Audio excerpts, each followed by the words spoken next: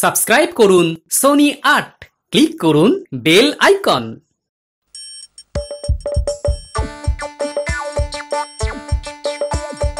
আসছে গোপাল, যাচ্ছে গোপাল, ভাবছে গোপাল, হাসছে গোপাল, আসছে গোপাল, যাচ্ছে গোপাল, ভাবছে গোপাল, হাসছে গোপাল।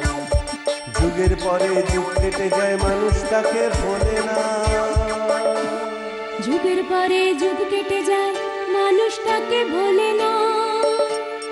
চলে না রে, চলে না রে, চলে না রে, চলে না, চলে না রে, চলে না রে, তাকে ছাড়া চলে না। কে সে? পরিচয় কি তার? হাসির রাজা, জ্ঞানের রাজা, রসিক রাজা গোপাল ভাঁড়। হাসির রাজা, জ্ঞানের রাজা, রসিক রাজা গোপাল ভাঁড়। হাসির রাজা, জ্ঞানের রাজা।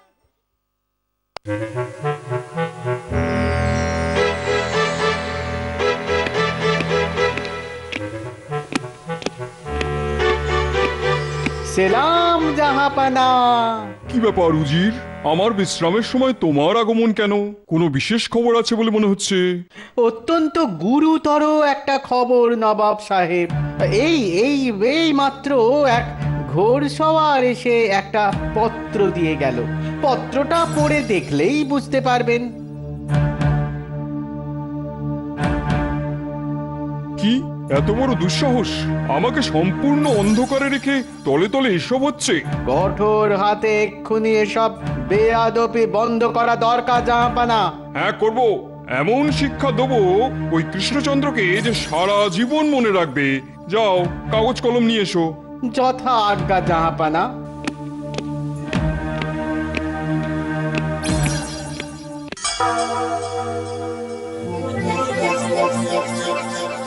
কি ব্যাপার, সকলকে আজ তাড়াতাড়ি রাজসভায় আসতে বলে মহারাজের নিজেরই এত দেরি? তাই তো দেখছি এখনো যে বাজলো না রাজসভার দুয়ারের ভেরি।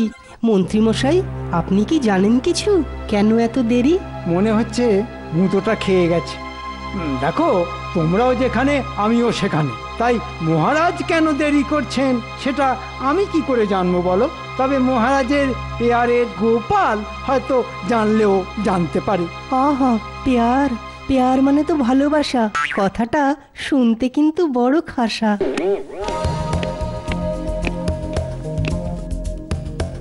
কি ব্যাপার মহারাজ, আজ সভায় আসতে এত দেরি? তারপর আপনাকে বেশ চিন্তিত দেখাচ্ছে। কি হয়েছে মহারাজ? মুতোটা ভালো মতনই খেয়েছে বলে মনে হচ্ছে। কি হুম মহারাজ, কি হুম? মুর্শিদাবাদের নবাব আমাদের কৃষ্ণনগরের বিরুদ্ধে যুদ্ধ ঘোষণা করেছেন। সে কি? কেন? কেউ বা কারা নবাবকে জানিয়েছে যে আমরা নাকি কৃষ্ণনগরে প্রচুর বেআইনি অস্ত্রশস্ত্র মজুত করেছি, আর সেই অপরাধের জন্য নবাব আমাদের কৃষ্ণনগর আক্রমণ করার পরিকল্পনা করেছেন। তা এই কথাটা আপনি জানলেন কি করে? এই যে তাঁর পত্র, আজ সকালে তাঁর বিশেষ দূত এসে আমার হাতে দিয়ে গেছে। বেআইনি অস্ত্রশস্ত্র মজুত করেছি আমরা? আচ্ছা মহারাজ, মুর্শিদাবাদের ওই নবাব কি পাগল নাকি? হ্যাঁ, এত চিন্তা করবেন না মহারাজ, আক্রমণ করতে দিন। দেখিয়ে দিতে হবে যে যুদ্ধ করতে আমরাও কম যাই না। বাজে কথা ছাড়ুন তো, খুব তো ওই যুদ্ধ যুদ্ধ করে লাফাচ্ছেন। বলি, যুদ্ধটা হবে কি দিয়ে? আমাদের না আছে তেমন সৈন্য সামন্ত, আর না আছে ওই পর্যাপ্ত অস্ত্রশস্ত্র। সেটাই তো চিন্তার। আচ্ছা মহারাজ, আমাদের এখানে বেআইনি অস্ত্রশস্ত্র মজুতের ব্যাপারে কে তাকে জানিয়েছে চিঠিতে, সেটা কি লিখেছেন? না, সে ব্যাপারে কিছু লেখেননি। কেন অবান্তর কথা বলছো গোপাল? তিনি সারা বাংলার নবাব। হ্যাঁ, তিনি কেন জানাতে যাবেন যে কোথা থেকে জেনেছেন? এসব আলোচনা ছেড়ে বরং আমাদের সীমিত ক্ষমতা নিয়ে যুদ্ধে আমরা কিভাবে টক্কর দেব সেই কথা ভাবো। টক্কর দেবেন? ঢাল নেই, তলোয়ার নেই, নিধিরাম সর্দার। বলি নবাবের ওই বিশাল সেনাবাহিনীর সাথে টক্করটা দেবে কে শুনি? আপনি? আমি কেন দেব? তুমি আছো কি করতে? শুধু মাসে মাসে কাঁড়ি কাঁড়ি টাকা মাইনে খেতে? কি হচ্ছে কি? এই বিপদের দিনে নিজেদের মধ্যে তর্কাতর্কি বন্ধ করো। সকলে মিলে ঠান্ডা মাথায় ভেবে একটা পথ বের করো না। মহারাজ, আমি একবার মুর্শিদাবাদ যাব। মুর্শিদাবাদ? নবাবের মুখোমুখি হয়ে তার সঙ্গে কথা বলে যেমন করেই হোক এই যুদ্ধ থামাতেই হবে। কি আমার কথক ঠাকুর এলেন রে, কথা বলতে যাবেন নবাবের সাথে? শোনো গোপাল, নবাব এখন তেতে আছেন। এই সময় তার সামনে গেলে তোমার গর্দনটাই হয়তো চলে যেতে পারে। মরতে আমি ভয় পাই না, আমাকে শুধু অনুমতি দিন মহারাজ। বেশ, দিলাম। দেখো, যদি বুঝিয়ে সুঝিয়ে নবাবকে ঠান্ডা করতে পারো তবে খুব সাবধানে কথা বলবে গোপাল। চেনো তো ওকে?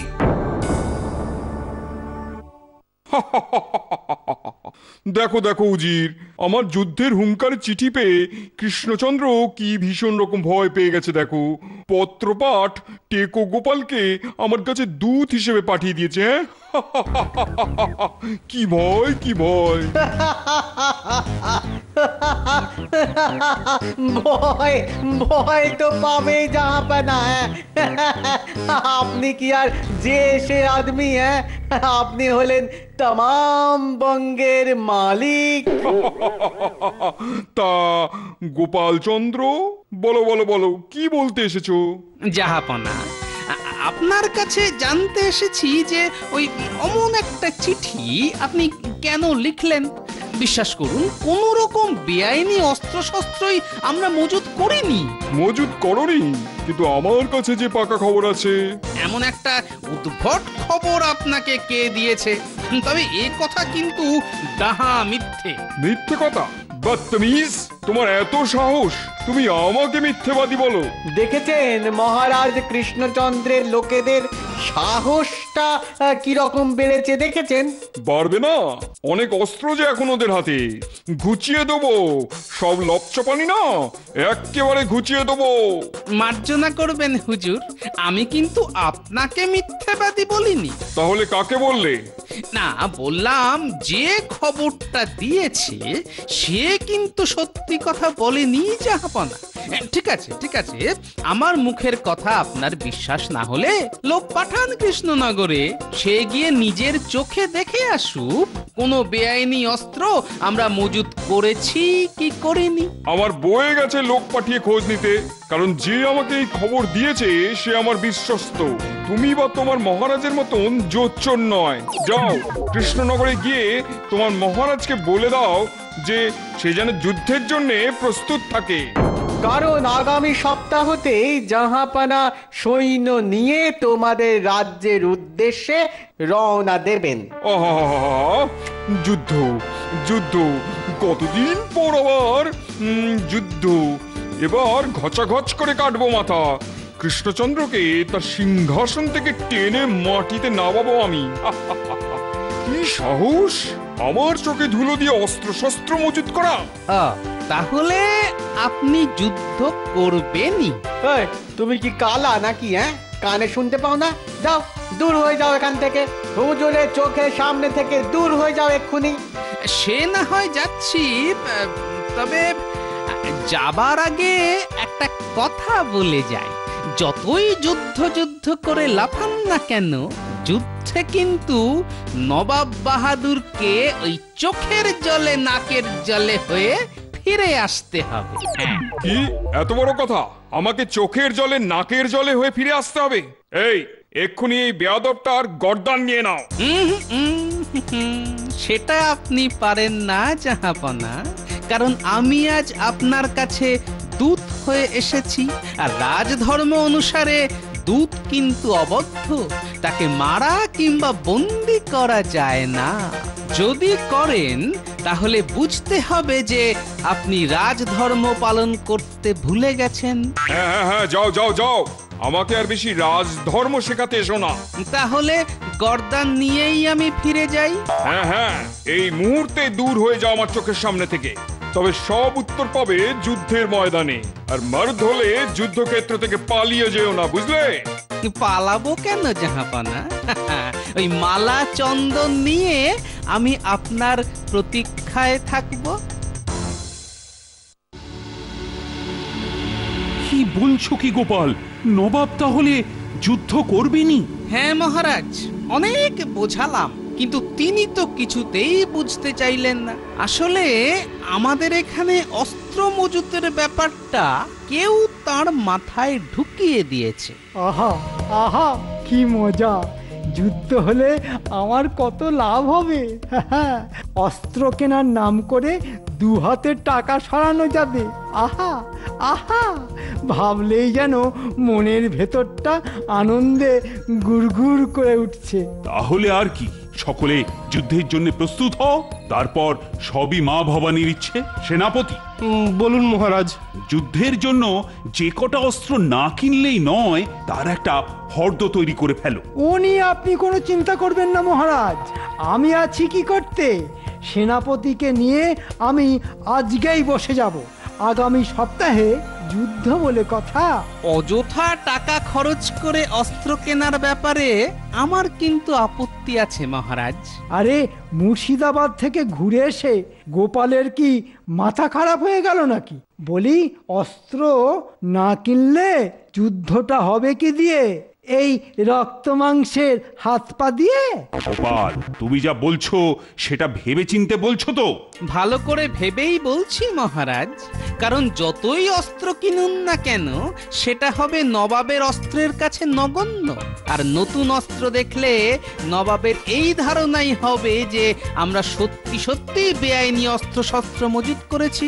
মহারাজ, আমি কিন্তু অত্যন্ত জোরের সাথে তাকে বলে এসেছি আমাদের কাছে কোনো বেআইনি অস্ত্র শস্ত্র নেই। কিন্তু যথেষ্ট অস্ত্র শস্ত্র না থাকলে আমার সৈন্যরা যুদ্ধ করবে কি করে মহারাজ? তাহলে অস্ত্র না ধরে আমাদের সৈন্যরা খালি হাতে দাঁড়িয়ে থাকবে?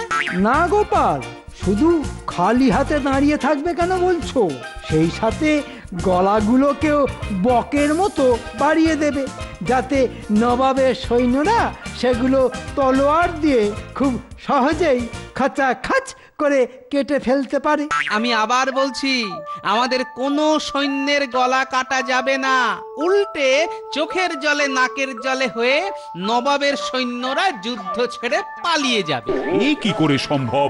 কোন জাদু বলে এমন ঘটনা ঘটাবে বলো তো গোপাল? জাদু বল নয় মহারাজ, শুধু বুদ্ধি বল।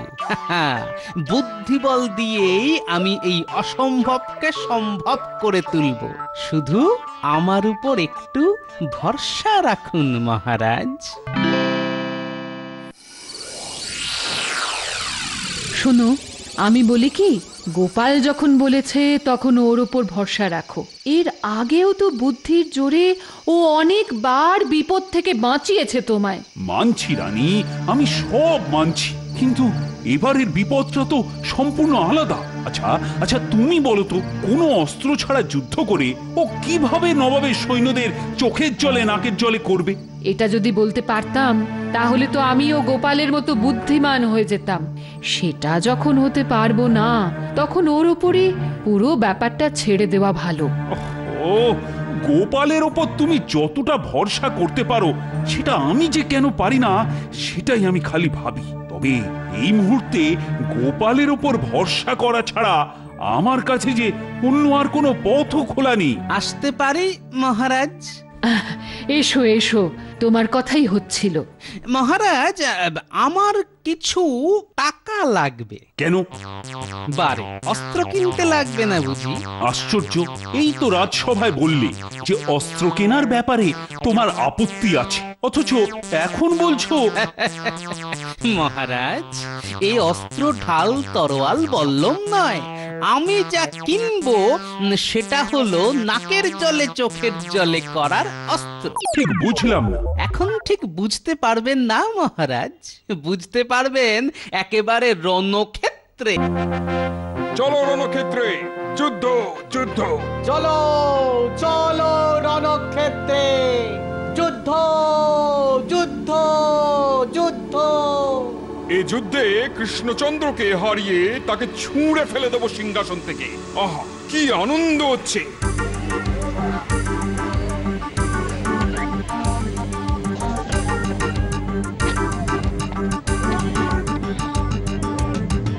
গো গোপাল দাদা, এতগুলো বস্তা দিয়ে কি করবে? সময় হলেই জানতে পারবে। এখন কথা বলে সময় নষ্ট না করে বস্তাগুলো চটপট গাড়িতে তুলে ফেলার ব্যবস্থা করো দেখি। এই যে বাবারা, হ্যাঁ একটু তাড়াতাড়ি হাত চালা, তাড়াতাড়ি।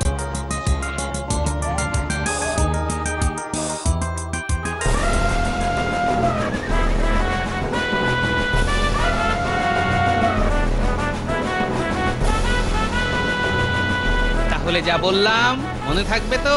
কাপড় দিয়ে প্রত্যেকে নিজেদের নাক মুখ ভালো করে বেঁধে নেবে, আর আমি বলা মাত্র মশালের আগুনে বস্তাগুলোকে আচ্ছা করে আগুন ধরিয়ে দেবে। ব্যাস, তাহলেই কেল্লা ফতে।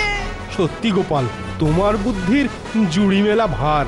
তাহলে যেমন বলেছি তেমন ভাবে বস্তাগুলো নিয়ে সকলে রাজপ্রাসাদের সামনে দাঁড়িয়ে পড়ো। আমি বলে রাখছি মহারাজ, গোপালের কথায় চলে আপনি কিন্তু মহা বিপদে পড়বেন। এর থেকে এখনো সময় আছে। নবাবের হাতে পায়ে ধরে সবকিছু মিটিয়ে নিন মহারাজ, সবকিছু মিটিয়ে নিন। না, নবাবের হাতে পায়ে ধরে সবকিছু মিটিয়ে নেওয়ার থেকে আমাদের মৃত্যুও ভালো।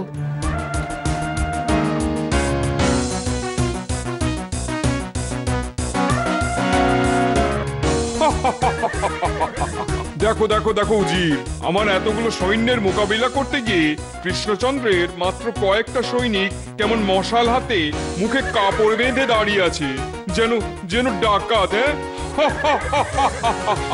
কিন্তু কিন্তু কৃষ্ণচন্দ্র কোথায় জাহাপানা? হ্যাঁ, গোপালকেও তো দেখছি না, কোথায় গেল সব? মনে হয় আমার ভয় সব পালিয়ে গেছে। পালাবো কেন জাহাপনা? বলেছিলাম না মালা চন্দন নিয়ে আপনার প্রতীক্ষায় থাকবো। এই দেখুন, মালা চন্দন নিয়ে আমি হাজির। মালা কি এখনই পরিয়ে দেব, না ওই যুদ্ধ শেষ হলে পড়বেন জাহাপনা? খামোশ, মস্করা রেখে যুদ্ধের জন্য তৈরি হও। ধরাও মশাল, লাগাও আগুন।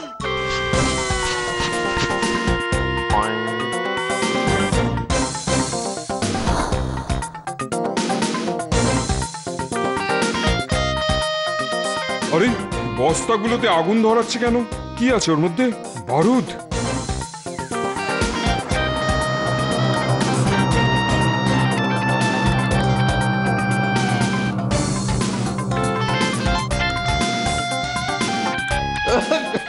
আরে কি হলো? আরে কাঁদছো কেন? আরে অস্ত্র নিয়ে কৃষ্ণচন্দ্রের সৈন্যদের উপরে ঝাঁপিয়ে পড়ো। আরে কি হলো?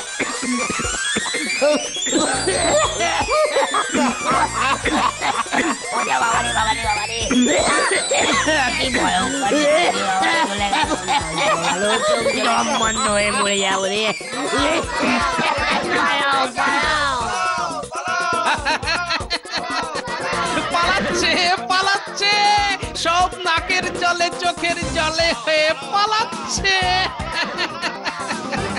ওরে ওরে হতভাগার দল, আরে পালাচ্ছিস পালাচ্ছিস কেন? এ তো ওরে বাবা, ওরে বাবা, ওরে বাবা, চোখ যে জ্বলে গেল। ওরে বাবা, আমি আর দাঁড়াতে পারছি না। সেনাপতি মশাই, উজিরকে ধরুন। যাচ্ছেন কোথায় উজির সাহেব? যুদ্ধ করবেন না? আগে আমার চোখে মুখে জল দিয়ে আগে আমাকে বাঁচা। ওরে, আরে কে কোথায় আছিস? আমার আমার সব সৈন্য যে পালিয়ে গেল। ওরে ওরে আমার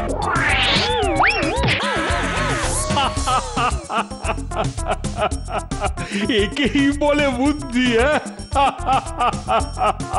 হাতে কোনো অস্ত্র না ধরেই গোপাল কেমন নবাবকে চোখের জলে নাকের জলে করে ছাড়ছে।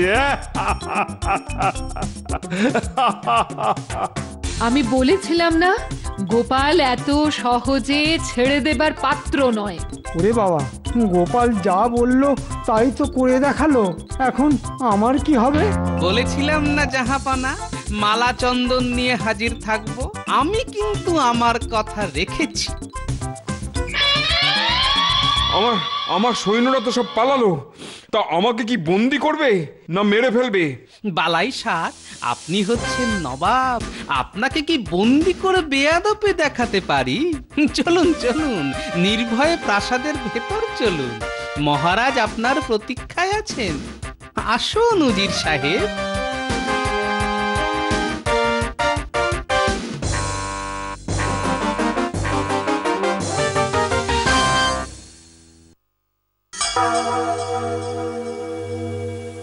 মুখে চোখে জল দিয়ে এখন কেমন বোধ করছেন নবাব বাহাদুর? ভালো, মনে হচ্ছে যেন মৃত্যুর মুখ থেকে বেরিয়ে এলাম।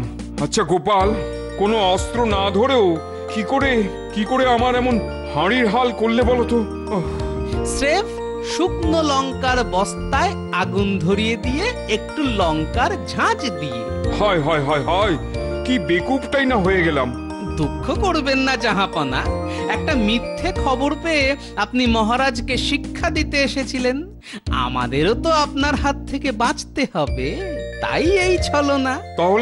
তাহলে তোমাদের এখানে কোনো বেআইনি অস্ত্র নেই বলছো? থাকলে কি আর অস্ত্রের বদলে মগজাস্ত্র দিয়ে যুদ্ধ করতাম আর আপনাকে একা পেয়েও ছেড়ে দিতাম? বহুত খুব সত্যি কৃষ্ণচন্দ্র, তোমার গোপাল কিন্তু প্রকৃত অর্থেই একটি রত্ন। উজির, আগে জাহাপানা, কৃষ্ণনগরে বেআইনি অস্ত্র মজুতের ব্যাপারে কে তোমাকে খবর দিয়েছিল? খেয়েছে রে। কে আবার? ওই কৃষ্ণচন্দ্রের মন্ত্রী তো। মন্ত্রী? না মানে মানে আমি ভুল করে ফেলেছি মহারাজ। বাজি বেল্লিক, ভুল করে ফেলেছো তাই না? ঠিক আছে, দেখো এবার ভুলের মাসু। উজির, নিয়ে চলো একে মুর্শিদাবাদে। নিয়ে যান, এখানে রেখে গেলে ওকে আমি জ্যান্ত চিবিয়ে খাবো। ছি মহারাজ, আপনি কি নরখাদক? ওরে বাবারে, আর যে পারছি না, হাত পা মনে হচ্ছে ছিঁড়ে যাচ্ছে। ওরে উজির ভাই, ঘোড়াটা একবার থামা না রে ভাই, থামা না। হুকুম নেই। ওরে বাবারে,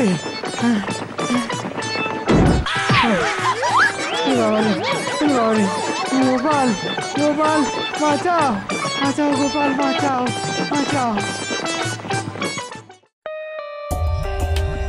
For more updates, subscribe to our channel, click the show links and enjoy watching the videos.